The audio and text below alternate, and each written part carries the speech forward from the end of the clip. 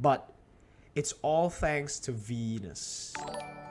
Venus might be currently the best or the smartest, the greatest mind that we have in Mobile Legends Bang Bang.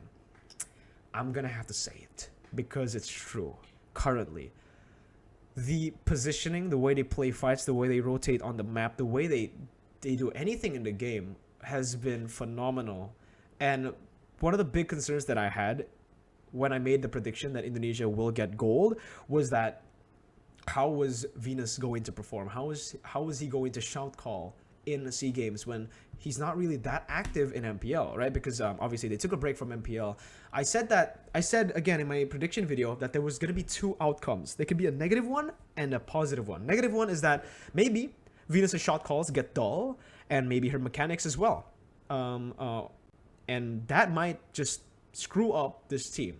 Or it could be actually a positive that they took a break, because with the break, they won't be burnt out. They get a lot of information just from watching these games happen from RRQ, from Onyx in MPL ID, and they can use this to create a game plan of their own, which I feel like they did. And yeah, come on, they're fucking crazy.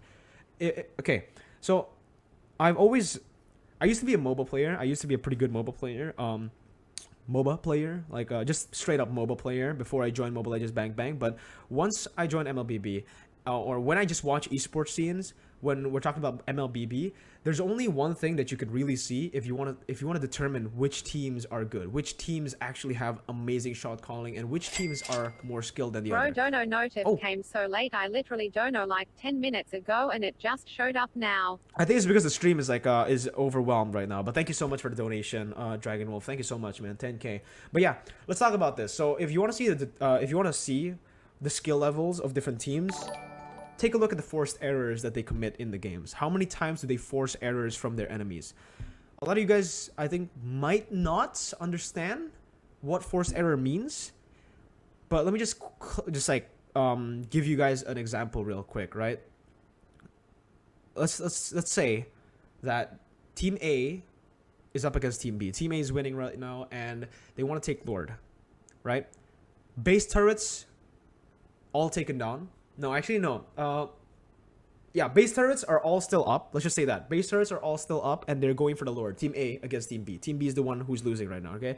So, Team A, how do they go at it? How do they take the Lord? Do they just go onto the Lord, or do they set up first? They clear out all the waves, they play in the bushes, they set up a death bush where the enemy tries to come in, they can punish. If the enemy doesn't come in, it's a free Lord, right? So, those are the things that that really good teams do that can really elevate their gameplay and their performances. And that's why I feel like Blacklist in general, or Venus's shot calls, have been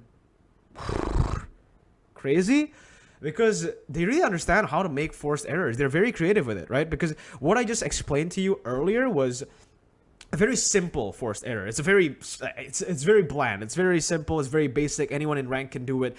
But what they do in their games is so much more creative. Is so much more high level, and you can see it, right? The way that they force these team fights, the way that they force the Indonesian team to be off position, off formation every single time, and the way that they take games, even though they're behind. There were a lot of games actually where they were losing to Indonesia in terms of gold, but they somehow were able to turn it back around with one play.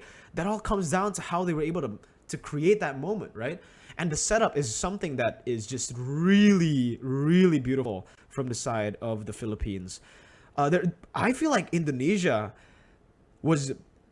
I feel like RRQ in MPLID were really good when we're talking about forced errors. But I don't know what happens, right? I don't know what happened in the match against Philippines, because in my opinion as well, this is my personal opinion, there were a lot of questionable decisions that were made. Like they could have gone the Lord, but they tried to end the game, which ended up in them getting killed and them not getting anything, right? So I don't know. I feel like personally, Philippines just gets a huge buff when they're up against Indonesia. They play 10 times better, because I'm gonna give you guys my honest opinion. When I watched the Philippines up against Malaysia in group stages, day number 1, I saw some holes in the games from Philippines. I was like, oh, the Philippines finally look vulnerable, right? It was like watching Blacklist in M3. They lost the game, and I was like, man, they're looking vulnerable here. And when I casted the Singapore versus Philippines match, when they lost game number 1, I was baffled as well. I said the same thing. I feel like there's some holes here that Indonesia could definitely capitalize on, and that's why I felt like Indonesia were going to win the gold medal.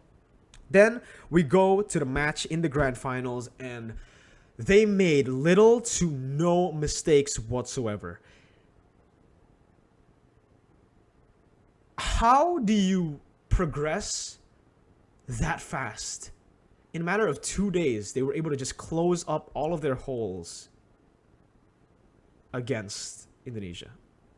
It's insane. It's insane. It actually gives more credit, more props to Venus and Bonchan, I guess, or just the entire team for being able to adapt that fast, because I thought for sure that Indonesia would get gold medal after their performance against